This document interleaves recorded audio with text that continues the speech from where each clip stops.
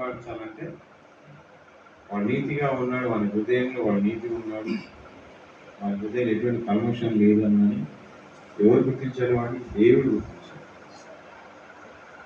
అవునా? మనుషులు గుర్తించుకోవాలని ప్రయోజనం ఉందా? ప్రయోజనం లేదు. 1000 కోట్లు సంపాదించాడు 10 రోజుల్లో అనుకున్నవాడు నెక్స్ట్ రోజు జైలు వేయించాడు. అవునా కదా? అంటే మన హీరో ఆడుకుంటా అన్నారు, మళ్ళీ ఏదేందని అనుకున్నాడు. నీతిమంతుడు అదేదని అనుకున్నప్పుడు వాడు సడన్గా ఏదైనా ఒక అవినీతి పాల్పడ్డాడు అనుకో, అనీతిమంతుడు ఉన్నప్పుడు వేసిన మార్కులను ఏమైతే ఓకే. అవునా?